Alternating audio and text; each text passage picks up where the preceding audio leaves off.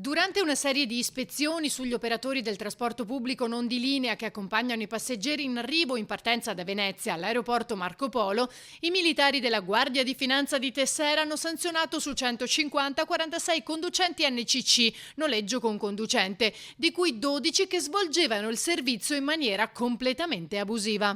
Avevano un loro veicolo e facevano il servizio NCC in maniera totalmente abusiva.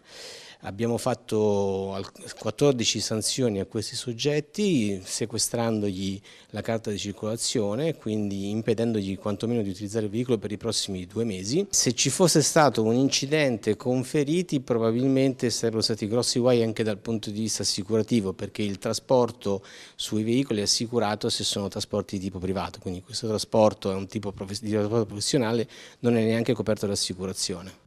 Per 31 è stato disposto il ritiro della carta di circolazione e il fermo amministrativo del veicolo. In un caso abbiamo anche provveduto a sequestrare il veicolo perché nonostante il ritiro della carta di circolazione il soggetto ha continuato a circolare con il veicolo facendo altri servizi di trasporto e quindi con il successivo poi sequestro del veicolo e il ritiro della patente stessa. Tra i 12 abusivi, uno in particolare, sprovvisto di licenza e abilitazione professionale, esibiva sul proprio veicolo una fedele riproduzione dello scudetto di riconoscimento del figlio, regolare conducente NCC. Erano veicoli 9 posti, i classici van, quindi erano veicoli appositamente acquistati per fare quello scopo.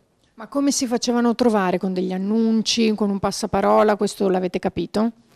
E più che altro sono passaparola, cioè sono passaparola molte volte anche magari tramite degli esercenti come possono essere degli hotel che magari non sanno che non hanno la licenza e quindi si propongono come NCC e magari l'esercente dell'hotel propone ai suoi clienti in servizio di trasporto credendo di affidare i suoi clienti a un NCC, invece molte volte non è stato così.